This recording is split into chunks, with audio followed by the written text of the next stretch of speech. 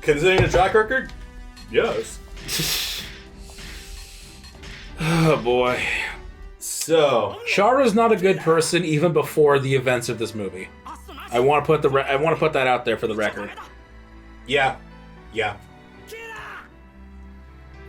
Gundam Origin really does not do a good job at all with the whole moral gray area thing at all. No, they just make him decidedly evil from the word go, and I understand it's his revenge quest, but he uses and throws away so many other people. The bit when he's in the military academy is like, let's stage a coup against the actual Xeon officials.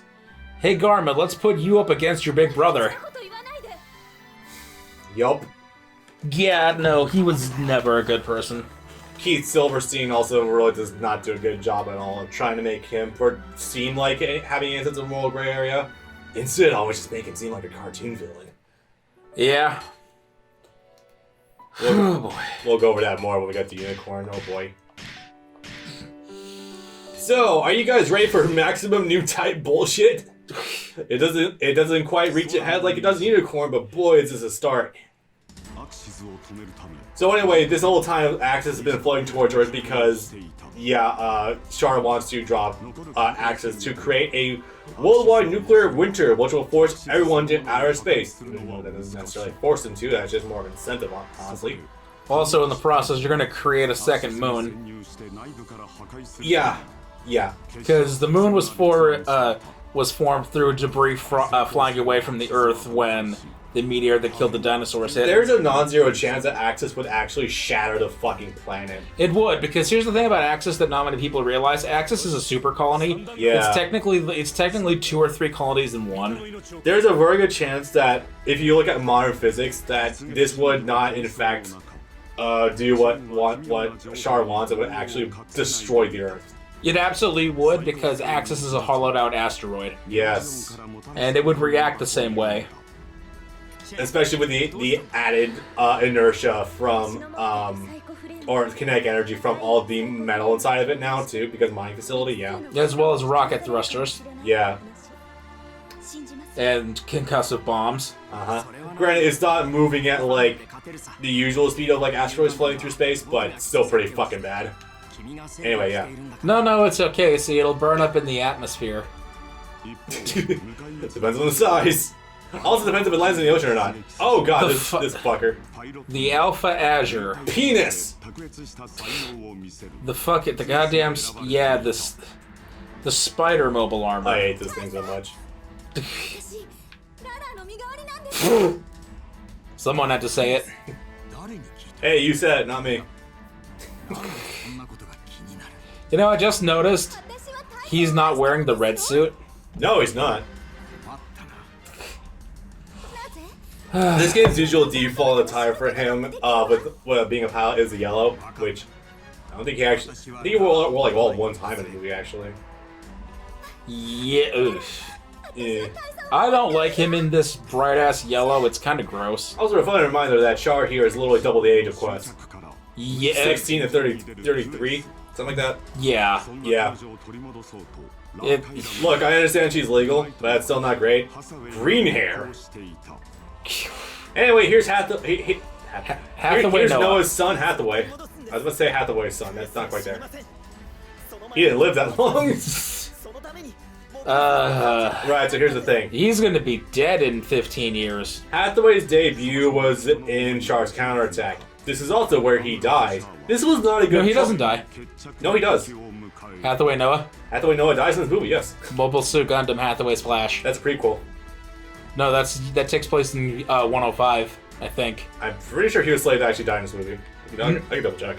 No, it can't be because he pilots a Gundam in Hathaway's Flash.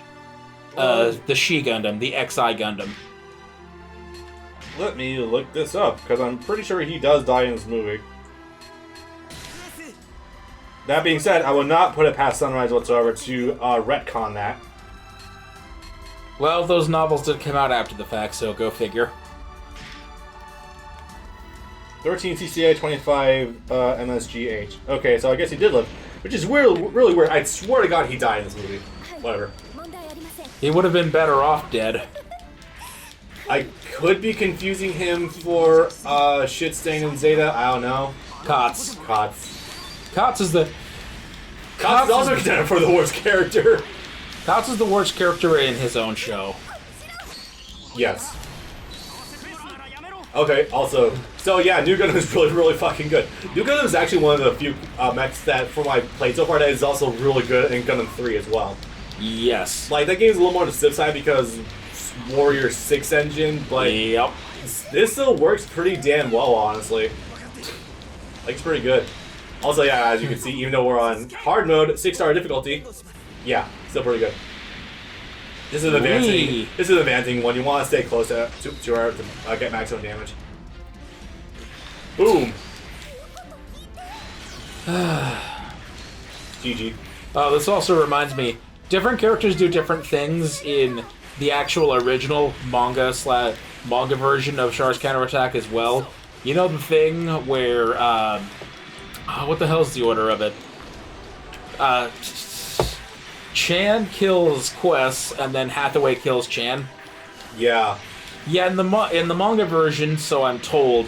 Apparently, it's Hathaway that kills Quest, so Chan just doesn't die at all.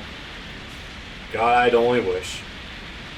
Yeah, wouldn't that be nice? That was an entire clusterfuck that goes on between Chan, Hathaway, and Quest during this because and that takes less than 5 minutes, by the way. That it does. Scene. It's so yeah. Hathaway rushed out to the battlefield in like a little Jagan in order to try to talk to Quest to talk her down from killing her. So we just had to retread Kotz and Sarah because great. And by that point, Quest barely even knows who Hathaway is anymore.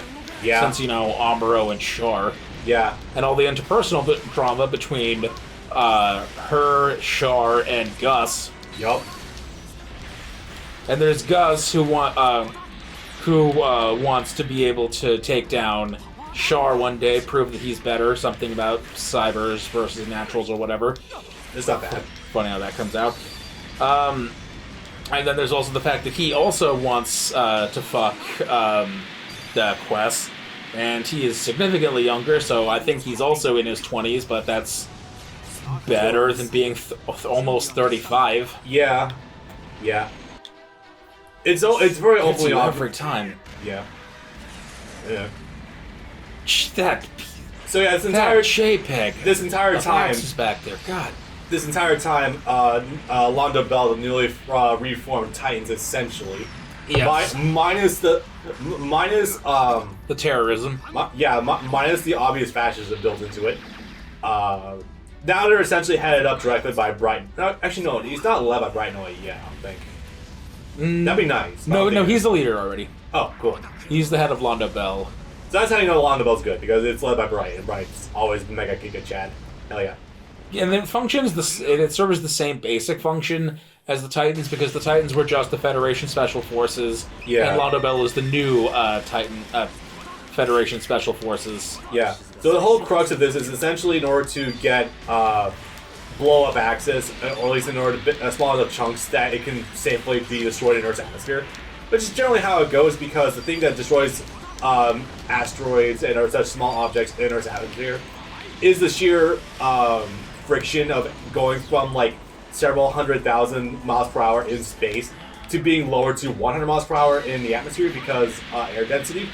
Good old atmosphere. Literally the reason why we don't get bombarded like the moon on the regular. Literally the exact reason, guys. It's actually kind of fun anyway. And the only reason we can breathe. That is the actual, also the exact reason why objects like mobile suits will get destroyed in the atmosphere. Mass braking. Like slowing down. That's literally the exact reason. It's great. But yeah, they even break out fucking nukes. Which was already kind of banned, but that didn't stop Mukube. That didn't stop the Titans. Literally at this point, trees are just kind of more of a suggestion. If I had to guess, I would say dropping colonies is also probably illegal, but that never stopped Xeon 3 different times. I mean, it also doesn't stop real world countries at all with nuclear stockpiles, even though it's very obvious that a lot of countries have very big nuclear stockpiles. I fell in love with Kim Jong-un. Well, Why can't we just drop a nuke into a hurricane, guys? What's the big deal? You know the fucked up thing is that because that would cause an actual nuclear firestorm. No, it would spread nuclear fallout literally like for hundreds of miles. Yeah, firestorm. And that's not firestorm, radiation storm. And that's worse. Damn it! Get back here, you. The funny thing is, this one YouTube channel I follow half is interesting too. But Real Life Lore made a video years ago on why you shouldn't dead. Someone in 1952 suggested that exact same thing, but it didn't go through with it because obviously radiation. And then and spreading out because of wind. And then 68 years later, hey, why don't we try it? No. Love it. You'll love to see it. You also don't want that getting in your water supply? Nope. Fucking idiot. Anyway. Oh, told you guys Gundam is very political. No, we don't have to anyway, because after what we did fucking last time, I don't think there's any cap anymore. Nope. I was tearing apart the Reagan administration during Zeta. There is no breaks anymore. We said kill Mitch McConnell. There was never any breaks. That's true. God, I can't wait to get to end fuck that session. You're gonna have fun. Yep. Anyway, so yeah, nukes are being deployed by Brian Noah in order to try to break up Axis. He's setting up mines and C4 and crap through crew. Oh, hello there. Eventually, they do manage to break on board and actually plant direct nukes. And it does manage to succeed in that does one of two things. One, it does break Axis directly in half. Good thing. Problem is that it speeds up. It also speeds up the back end. It speeds up the big half. Which, granted, speeding it up doesn't really do anything. It's still gonna slow down mentally by the atmosphere, but still bad. Still very bad. 3,000 small guys trying to punch back at it. Yeah, we'll get to that in due time. There's no rush about that. Oh god, I get to use Quester in this mission. Oh boy. No, it was a prior mission, but still not gonna be fun. No, it's the other side of this mission. You start Final defense line. I've never seen it before. You start as Quest, and then you eventually shift over to Char and the Sasabi. Yeah. Also, guys, yes, literally abusing your Musos directly in front of mobile armor is actually a viable option of getting rid of them. Because usually with the Musos, you end up hitting multiple weak points at the same time. What does the shield thing do again? It deflects blasters. Okay. Yeah. Like whenever someone tries a laser attack on you, it gets deflected. So it's still good, but the Finfells I feel are better served using in the middle of his actual attack strings, which are really good. Now there's the string of murders. Yeah. Oh boy, here we go. What is with the bladed chin on the Zeta variants? Yeah. That seemed very small for the amount of damage it did. I'm pretty sure Chen was actually using like a fighter jet and not a Reap GZ or something. No, she was in one of them. Okay.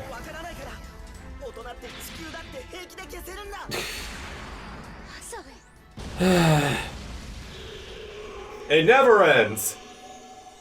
It never ends.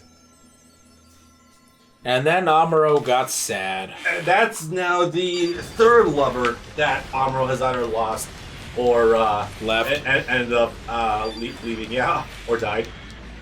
Oopsie. Oh boy. Good news is now we can actually get inside of Axis and plant bombs. Yay. And then somehow Amuro survived this and would lead into the relatively recent manga Mobile Suit Moon Gundam. Moon Gundam? It's a manga that's doing its own thing, where Amuro, but only Amuro, survived after the Axis shock. Oh, we actually do something with that? Yeah, where... Oh, fuck. He survives, he's still with the Federation, and he goes off to the Moon colony from Double Zeta. Alright, you know what? PogChamp, I am okay with this because the Psycho Frame just... Yeah, that's been hovering on since I actually think Chen died.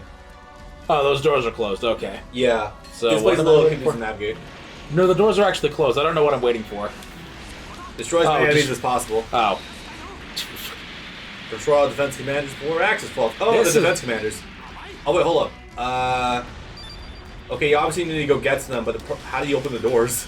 That's what destroying the 300 will open the doors. 300. Give it a second. It's rotating through all the missions. There it is. Oh, okay.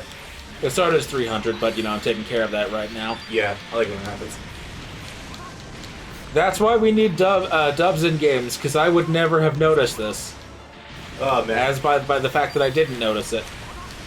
Yo, low key, I kind of can't wait to getting to do Gundam 3 because even though that game's gonna take forever and a half to do, it's still gonna be great because to actually hear Ocean dub versions of characters. God bless. I'm still doing my Gundam marathon of the last handful of shows that I haven't seen yet. Just this past week, I started Gundam Wing, and as the first Gundam that Ocean ever did, God, it is a blessing. To actually go back to Ocean dubs for Gundam as well.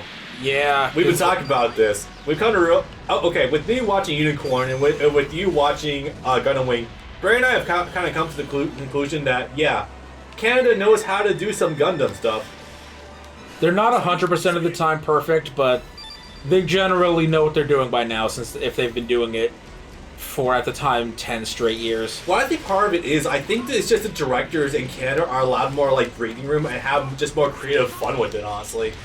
Yeah, they're not afraid to have someone sound silly if they think it will actually make the character work better. Like, they made Dozle actually sound fairly intelligent versus Big Gorilla Neil Kaplan. You know what it is? It's Raccoon. Yeah, it really fucking is. It's Ocean Raccoon versus Chris Sabat's. You know what the funny thing is? Like, it's not just the directing for Canada. It's also like 2000s Bang Zoom for Gundam was also really good. Like, yes. Obviously you watch 08th MS Team, which is great. But like, even with like Stardust Memories, even though Co's VA was a complete nobody, which is unfortunate, but true. War in the Pocket, and I think culminating in F91, which had an amazing dub. David Hayter is burning out. Like, yep. It really more shows that like modern Sunrise and Band are really just so overly serious with their dubs, especially with narrative. Oh boy. The problem is that they're sticking to Universal Century has not been fun or funny, I would say, actually, for real, since the Trinity. Yep. Nothing they've got.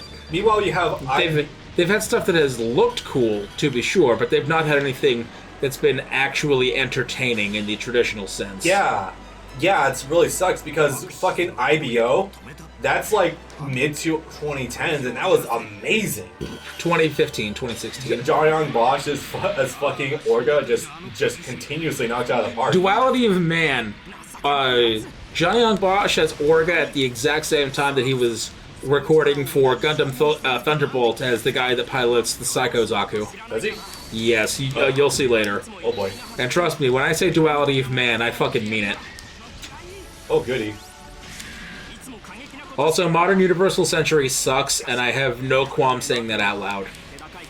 Nope, definitely. I mean, narrative, holy fuck. Narrative, Unicorn. Narrative is directed by actual nobody, too. I looked into him because I was like, why is the dub so dry? I recognize literally nobody.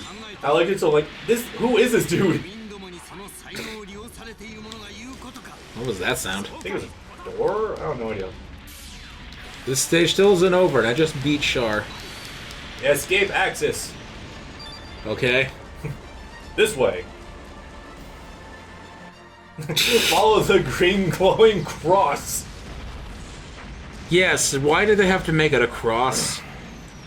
Yeah, that's a fantastic question, actually. So, yay, we managed to destroy Axis. Kind of. Oh no, It's split in half. Oopsie. Down the middle. Oh, Force left the battlefield. Did they, though? Right?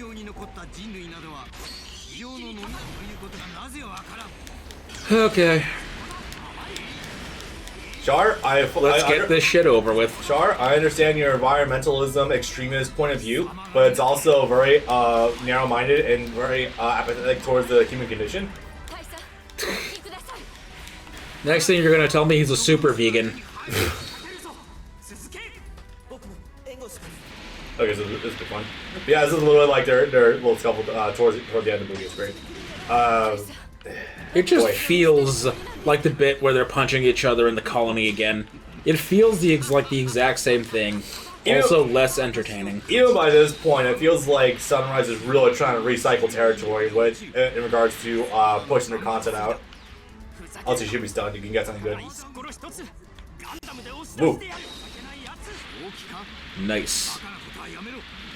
Oh yeah, I'm pretty sure also has one of the best level ones in the game with New Gundam as well. Just a heads up. Yeah, the dash funnels. It's so good. Oh god, the Psycho frame. Should probably talk about that. It's so dumb. Boy. Well, that goes back to the Psychomu. But it is set up for in the beginning of the movie, though. They explicitly talk about it by name. So the funny thing I found out while researching is that I'm pretty sure Neo Zeon actually leaked the fucking Psycho frame to Anaheim. That's Char did it. Yeah, it's pretty. You mother. It's fine. The lower you are in health, the game's gonna start giving you Muso, so it's fine. Yeah, but he's also bursting. And I do not want to have to redo this stage. Hold guard, back up, and just blast him. Literally just circle straight. Oh. Yeah. Trust me, I had to develop this sort of idea for dealing with mechs because of the True Dynasty Gundam Warrior mission. Yeah, trust me, I've dealt with that enough that I'm able to deal with the fights in this game one-on-one pretty easily. There we are. Okay. Yay! Never thought something like that would happen. The game actually gave us a challenge? Holy fuck. And not even a full 8 stars. Nope. And now stupid shit. So, here's where we're going to begin to realize that, oh, this was a bad idea. Just lodge it right in there. You're staying with me. So yeah, eventually Amuro does end up defeating Char, so great. Captures his escape pod and just brings him with them. So this is great. And now the entirety of the Earth-Ring Earth forces are trying to hold back Axis from falling. Yeah, that's... Initially some fairly powerful imagery. And some forces of Neo Zeon are even getting out of fun. So why are you helping Char to begin with? I hate this whenever this happens in any anime or any movie, I guess, in general, where two factions are fighting a war, and then in the last 5 or 10 minutes, they're like, okay, something else is happening, and now we need to join forces to stop this other super threat from happening. Or both sides need to stop something that the bad side started in the first place. I hate that. I hate that so goddamn much. Okay, here's the only logical thing I could possibly think of, because of God damn it, this is already happening. Because of the fact that the rating part of Axis is speeding up, maybe they thought that the math would have it so that way, like, Neo Zeon or Earth would actually be destroyed and not just, like, thrust into a nuclear winter because of this, so everything went awry according to plan. That's my only logical thought. Anyway, so this shit's happening now. The psycho frame is resonating everyone's thoughts or some shit. Humanity's collective will resonating into one spot or some. Oh god. Oh shit! It is the action. It's the fucking live stream for Final Fantasy VII. I don't know how it. You know, I look at this and I ask, how can anyone call Kira Jesus? Look at the shit that Amuro is doing. Amuro is literally God right now. You cannot convince me otherwise. Because this is something that would take an actual god to pull off. Yep. Some sort of divine intervention. Okay. So you might have just watched that and wondered, what the fuck was that? And today I say, yes, what the fuck was that? Also, we don't... I think that scene cuts off earlier or something because we don't see Axis stop moving at all. It's still sort of sliding through the frame even in the last couple seconds. I think you're right. So, you know, good job. Even though you've had this scene in every game since Gundam 2. So what kind of just happened was... Okay, I need to explain this. So here's what happened. This is roughly the setup from 1990 to modern day, roughly, in our time, not universe time. So what happened was, I guess the Psycho frame managed to harpoon tow cable both halves of Axis, like, back to its original point, Amuro and Char disappeared completely for so many years, although upon watching Unicorn this week, I'm pretty sure Char actually died. Pretty damn sure. Yes. But here's the thing. Both their ultimate destinies have been so goddamn vague for 30 years.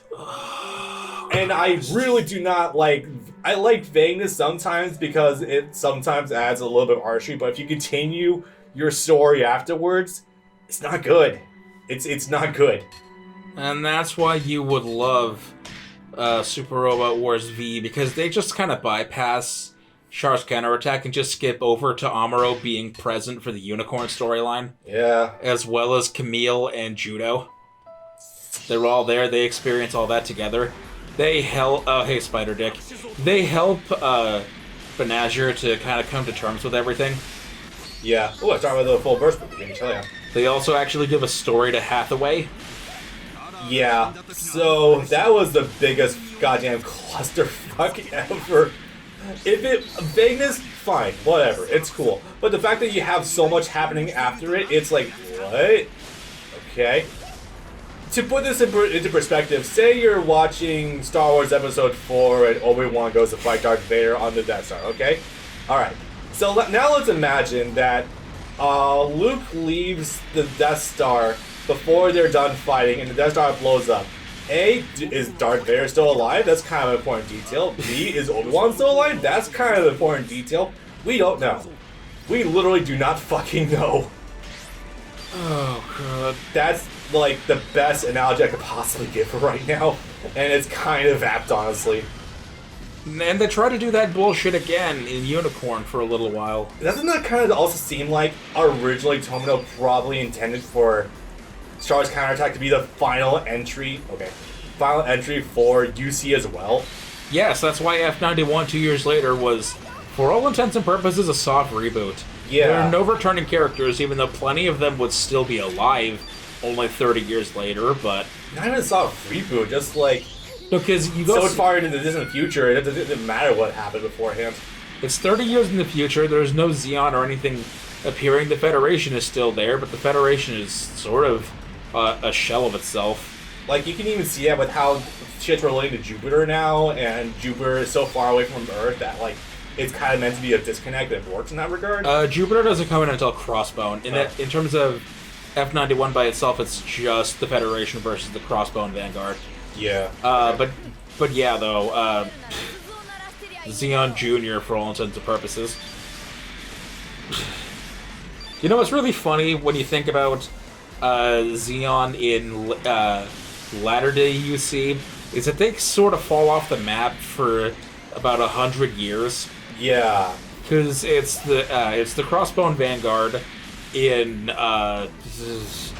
F91 and F90. In Crossbone, it's the Jupiter Empire. In Victory, it's both the Jupiter Empire in the Exodus manga as well as the Zanskar Empire in the anime proper. Xeon in written material, I don't think exists until like 202 with Gaia Gear and the actual perfected clone of Char Aznavour, Affranche Char. You know what? I'm not even mad. I'm not even mad. But it's okay. It's more of a clone of Quattro than it is of Char. Good. And it is weird, because this is also the series where it's like, oh yeah, also at the end of this, we're going to leave the solar system and enter Proxima Centauri. That would be interesting. It's like, it took until the year 600 something, but we finally managed to exit the solar system, or the galaxy that we're in, and journey out further into the depths of space. Or an interest in that finally came up, which would be nice. But then, because that was written in the late 90s, but then, nah, that's not canon, and we're never going to talk about it again, because it's sort of in line with G-Savior, which, G-Savior is funny. Do you know what G-Savior is? Isn't that the timeline for G-Reco? No, that's the Regaled Century. Okay. I'm not sure what G-Savior... I've heard of it. I know I have, but I'm not sure much about it. G-Savior is part of the 20th anniversary project alongside Tarde Gundam. G-Savior is the live-action movie co-produced between Japan and Canada. No. Which is to say, it was shot in Canada. Oh my! Isn't that the live-action movie, right? Yes. Yeah, the one you watch. I remember you watching that. Yes, I watched that before I started G-Reco. Proper timeline continuation. Yes, no, because I was doing it explicitly in order. Except for when I forgot to watch some of the OVAs. Yeah, whatever. But yeah, I went in chronological order. 79 trilogy, Zeta, Double Zeta, Char, and then F91 in the same day because we had that time. That movie. No. The Victory first. That movie, and then G-Reco, and then Turn A, because G-Reco was 1,000 years in Universal Century's future, and Turn A is like 10,000 years in every timeline's future. Yep. Which, that's fun. I wish any of the games really cover Turn A, because that is so insane. That would be kind of a nightmare. Probably. First and foremost, because there's actually there's not a lot of actual fighting had in Turn A, and it gets the sort of fights that they have and who they fight against is sort of repetitive. You'd be fighting a lot of because Turn A also has a lot of really stupid looking suits. Of course they do. Like fish on legs. I argue Whitebeard is still kind of up there, honestly. Yeah. Fish on legs, dancing mobile suit, flat top mobile suit. I just realized all armors don't have an air super. Nope, because they don't jump. Well, I mean, I can, but it's very rough. I wouldn't recommend it. Go. I need to head over to the left base now. There he is. Fight him. Yeah, this is exactly what Charu wanted, me jumping in on his fight with Amuro. Now they'll spit roast me. God damn it. Okay. Oh, I thought there was more to this. No, that's it. I thought you switched over to the sausage. Wow, okay then. God, I wish. I can't even get a close-up on the head with this, wow. I mean, you sort of can, but it's rough. This is one of the ugliest mobile suits that was ever made. It really is. It's bad. Fucking thorax-looking mobile armor. It doesn't even become appealing when they make it chibi and cute. Nope. Well, that was a level. Never again. No, thank you. I'm good. So that was a movie. What are we at? An hour. Yep. The first 30 minutes was probably just a preamble. Yeah. So... Do you still want to take a small 2-minute break before jumping into Unicorn? Do you think we need to? No. Well, if nothing else, just square away our thoughts, I guess. Alright, that was a movie, and I kind of hated it. It has every bit of potential to be fucking amazing, but it starts off on a completely wrong foot, and it just snowballs from there. The funny thing is, this is a movie that all the Gundam boomers put up on a pedestal as being the crowning glory of the series, and then I look at something like Mal and it has a rating of 6. Yeah, right? So it's like, I guess not. Not that Mal is something to be taken at face value, but even still. Here's the thing. I think the idea of Char being a moral gray area again and potentially being a villain has the potential to be good. But having him suddenly 180 from his last physical appearance in Zeta to all of a sudden wanting to colony drop multiple times in his own movie post Double Zeta, I think that was really what straw that broke the camel's back with that one. Also because it's obvious. You can't expect us to care about a story when you drop us in on episode 40 of that story. It's also and then never tell us any of the preceding 39 episodes. Oh, there's also one thing I do want to mention for this also, and you actually brought this up yourself while you were watching Double Zeta. There was more or less direct marketing done in Double Zeta for this movie. Yes. Because Char and Amuro were second-handedly mentioned towards the back end.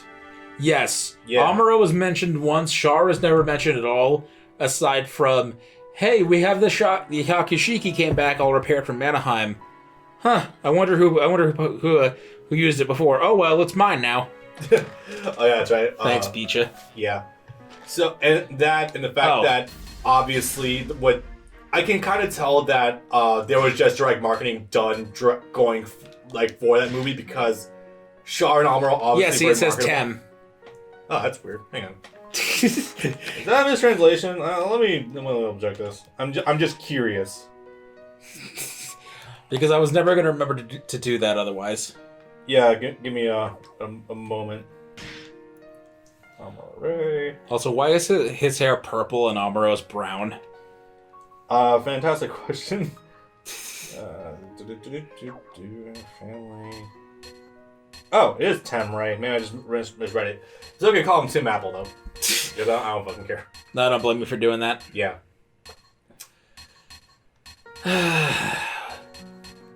What a cast of characters, most of whom do not actually exist. Oh yeah, Char's second command is really hot. Yeah, she's really hot. At least I think so. Before Tomino knocked down the rumor 4 or 5 different times, she's the one that was speculated to have been Uso's grandmother, because Uso's mother's maiden name is Miguel, and her last name is Miguel. No, that's interesting. No, keep that. No, fuck you, Tomino. That's good. That's good. That's good. That's good implied territory. God damn it. Yeah, I can kind of see it, actually. Yeah. Fuck. I wonder if that wasn't intended at one point in time. Damn. Victory got so screwed up, I imagine there's probably a lot of things that they were never able to do. Probably. 90s Gundam and all. Damn. The worst of it, honestly. Yeah. So I've heard. The worst of the fucking. Yeah. I want to show you the first 4 or 5 episodes just to show you how bad it is, and then give you the impression of how the rest goes. Because you know what? Once you've seen that opening act, it kind of paints a picture of the rest of it. You know what? You are welcome to. Yeah. Why the fuck not? All right.